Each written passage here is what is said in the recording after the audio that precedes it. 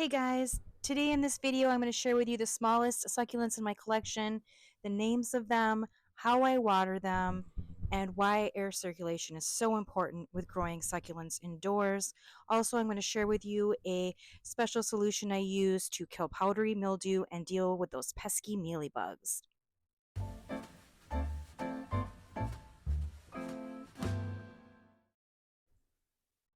Okay, so how I water these little guys is, as you can see, I set them in these drip pan containers and I just fill the water up to the top, to a little bit under the top. And I allow the succulent to drink up all the water, and I let it sit for probably a day, 24 hours. And then whatever is left in the container, I will take my little turkey baster and I will just suck up the water and just one last time over and just really soak them really good. And then I let them sit under my fans in my dining room area so they can get all nice and dried out. And I'll do that for a day or two. Sometimes I've forgotten and I've been busy and I've let them be there for a week, but I don't really like to do that because then sometimes they might start to stretch because they're not getting enough light. So I would say a day to soak until their leaves get really plump and firm again, and then a day or so to dry out, maybe two tops, and then I put them back on the shelves. Then they're ready to go. And like I said, I make sure I get them all nice and clean. I take out all the dead leaves. You don't want anything to promote mealybug hiding and things. So I take off all the dead leaves, any leaves that have fallen off the plant. I clean it up, inspect them for mealybugs, and then yeah, put it back on my shelf where they get their light back under the grow light. That's how I do it. Okay, here's a close up of the plant saucers that I use um, to water my 2-inch plants. But I like it because see, these are super thick and sturdy, and I also use them under my bigger plants as well. And if I'm watering and I want to have my watering can with me, I don't want it dripping everywhere. Sometimes I'll use them to set down my watering can. But yeah, there's lots of uses for these, and like I said, they're really thick. I'll put a link in the description on how to get these ones because these are worth it. They last and they don't fall apart on you. Another little tip I wanted to share with you is using these little plastic containers you get from to-go orders. I try to reuse everything. So what I'll do if I see one of my smaller plants um, is like growing some roots there and it needs watering, before the next watering, I'll take the little sauce cup and I will just bottom water it. So I will take it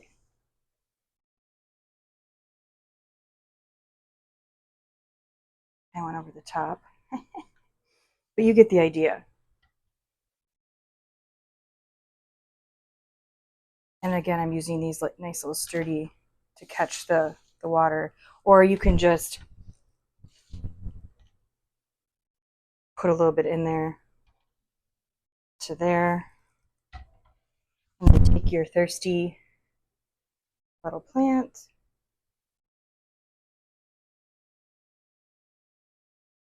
and let it take up the water. And as you can see, I love this part. I love watching it drink. It's just taking in the water. So yeah, this is another way to just do a quick watering of ones that are thirsty. Let's do this last one here. Some water in there. Again, it only needs like just a little bit, right? Close up here. Just see how it goes all the way to the top, and then you can see it's taking it right away. That's another way to know your plant is thirsty. but it also helps your roots grow stronger. Because if you bottom water, it forces the succulent to, if they don't have very good root system, they're going to want to go down towards the water. So I found that it builds more and stronger roots. So you'll have more root system and you'll be stronger as well. So yeah, just a little tip on how you can reuse plastic and water your plants quickly if they're thirsty. Okay, so let's go over my really tiny ones. I did go over these one time in one of my previous videos. It was sharing my succulent collection part 1, where I showed my 3-inch collection. So these are my really, really tiny ones. Like, they're literally babies that I received. Usually they're like free gifts you get when you purchased.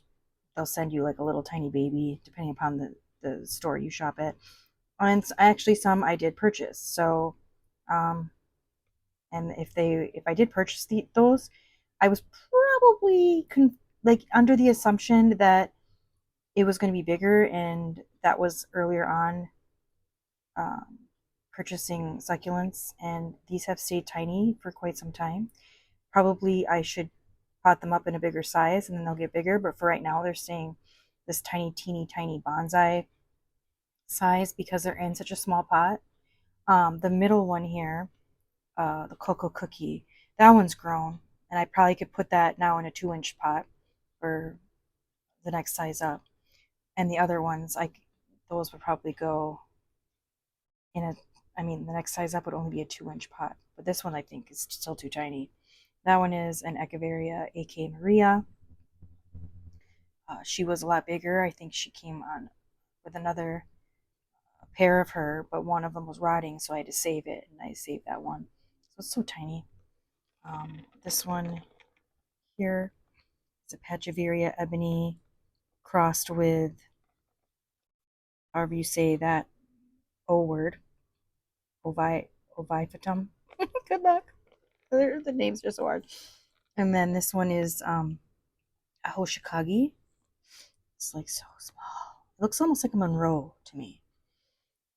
And then this one is a white pearl. That one is so cool. I only have one like that in my collection, so I'd love to see that one get bigger. And then this last one over here is a cream beauty. That also came in a 2-inch cluster and was rotting part of it because it got overwatered. And then I took that little guy off, and now I have a chance to have more. So that's my small sized collection here, like the teeny tiniest ones I think I own. Okay, I'm just going to circle around here. This one is one of my favorites. It's called Wine Blush, Echeveria Wine Blush. And I think the name suits it because it looks kind of like blushed with that pink color. It's so pretty. Here's the next one. It is an Echeveria, and I'm not going to pronounce that name. I will definitely butcher it. But I love it because it has that white color, and then it looks like claws. The tips are like brown. It's so unique. I love that one. Okay, then we've got my little 2-inch Reuben crossed with an ebony. I just love how symmetrical this one is and how red it is. It's so pretty. Next up is Echeveria Ariel. So pretty. 3 heads there. This was like a free gift I got for purchase. It's just a lovely rose cluster. So tiny, so cute. Next up we have Ice Green. I love how chunky this one is. There's like 4 heads there. Okay, this one looks like a little tree. I just love it. This one is Chrissy and Ryan. That one will be so nice once it gets bigger. This one is a nice chunky one called a Grim one, Graptiveria Grim one. And as you can see, it grows a lot of pups. Let's see if I can see here. At least 3 there. before. Okay, this one is a Phoenix Fire. And it's got, if you can see there, it's got a little baby growing in between. It's cute. And last up in this section is my 2-inch Orange Monroe. Another chunky one. I just love the Monroes. I love them because they're very resilient, and to me they're very easy to grow. So and they're just so pretty. That's that section. Okay, here's the next set. Let's start with this one. This one looks like a little tree. I just love the little tree. It's called a Blue Elf. I'm pretty sure it's a Sedivaria Blue Elf. And that one will change colors with under stress. They all kind of do that though, don't they? This is an Echeveria azulita.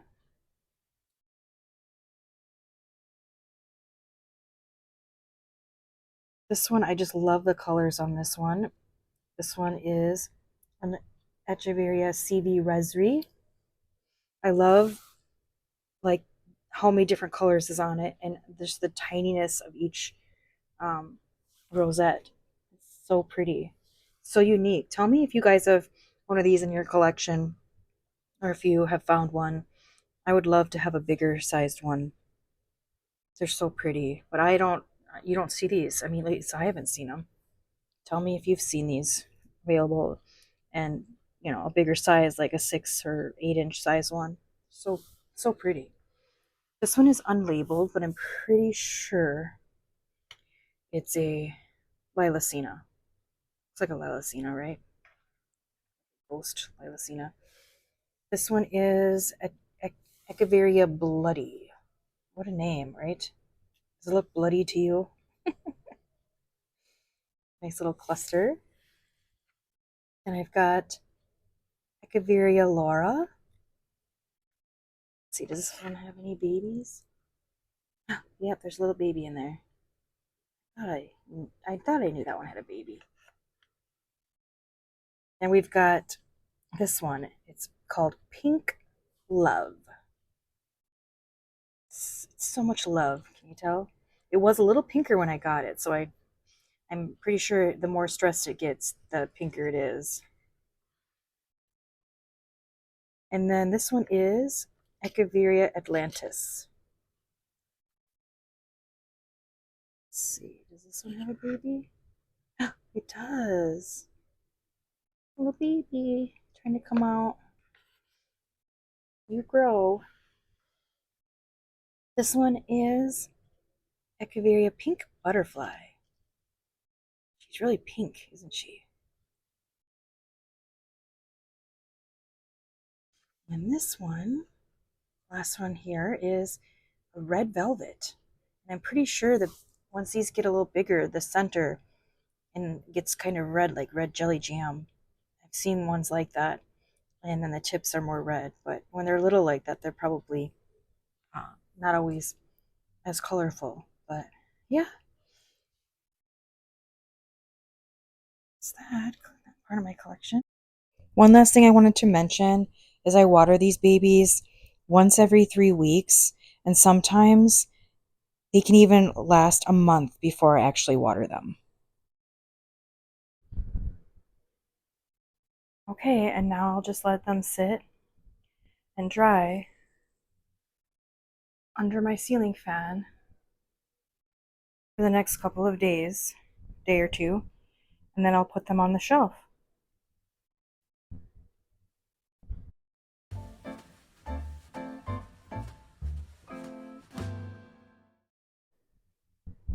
Fans are so important for indoor succulent growing because without air circulation, the succulents will get powdery mildew. I had that issue when I first started collecting. I had no clue how important fans were.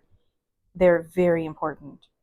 You cannot grow indoors properly, in my opinion, without proper air circulation. And you will have powdery mildew issues if you don't have fans. I still occasionally get a little bit of powdery mildew on some of my plants, but it's very rare. And when I do get it, I use a solution that I learned from the wonderful Liz from Growing Succulents with Liz on her YouTube channel. She lives in Australia and she shares a recipe for Metho Solution. The only problem is in America here, we don't have access to the same solutions, chemicals, things like that that Australia does. So I had to find a good substitute here in the US and I found one on Amazon and I'll show you what it looks like, what I get, what I order, and I'll also put a link to it in the description.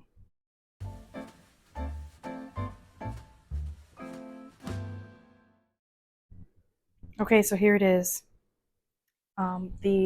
What I get off of Amazon is from Bell Chemical. It's a hand sanitizer grade ethanol. And I mix that in this spray bottle that I got at Target.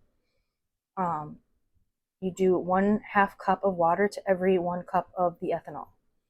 But it has to be a specific kind of ethanol. That's why you can't just get any kind, because some of them have chemicals in them that can be harmful to your plants. And this one, I've used it. I've been using it for years. It works, and it doesn't hurt your succulents. At least I have not had any experience with them hurting my succulents. The only time I ever sprayed and I realized that there was an issue with them was, let me show you the succulent that I sprayed on and it did not do well with it. All my other echeverias and every other succulent I have, I've been fine with. But I'll show you the one that I will never spray on again because it had issues.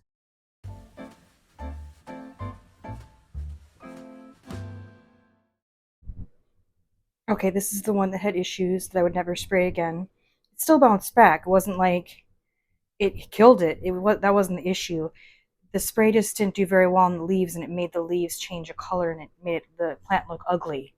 So I will never use it on that again. And this is the kind of plant.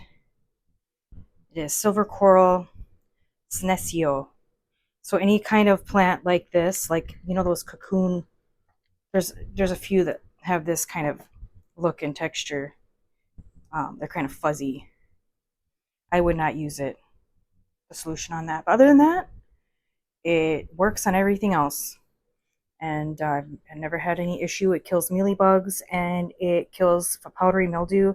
You do have to keep an eye on the plant that you find powdery mildew on and maybe spray a couple different times. Just keep an eye on it. But other than that, it kills it. Kills it dead. So, yeah, that's what I use.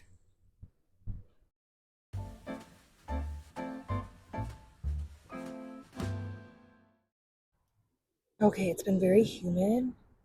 Per usual, Minnesota summers are very humid. And so, as you can see,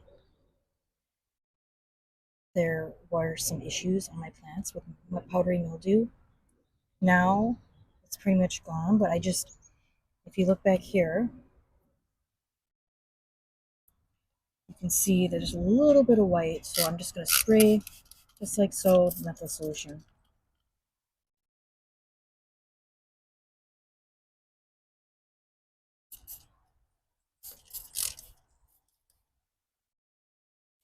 To be careful, extra cautious to make sure.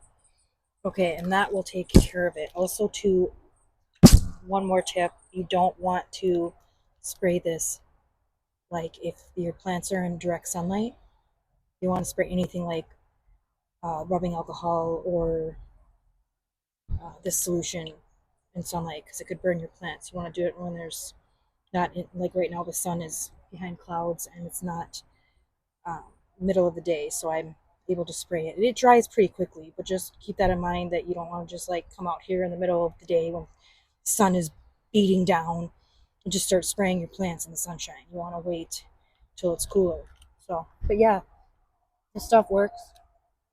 And I'll put links below on where I purchased the solution to mix with water.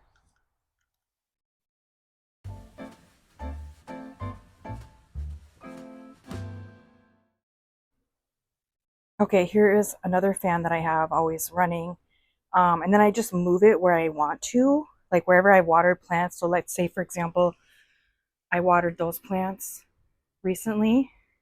I may have sat them on my table to water originally and dry out with my ceiling fan. But once I put them down here, I might have a fan. I might have this fan going to continue the airflow over here because my ceiling fan is over there. So this fan's very handy to have. I also have another fan that I use over by where I have my aeoniums. So I have that fan, and I also have smaller fans in other locations. I can show you what those look like as well. So I also have these little mini fans that you can buy and get. They're made for like indoor, those indoor tents that people purchase. So I have three of these kind of fans as well. So, and I just have them maneuvered around different areas of my house where I have plants. And I like to have them running, especially after I've watered, but also I like to have them running to have air circulation because plants do really well with air circulation. Okay, so now that they're all watered, cleaned up, ready to go back on the shelves, this is where I have them. This is where they belong. They're designated area. I have them in between my cactus and aloe collection, and that's where they'll stay until they get their next watering. Thanks so much. See you in the next video.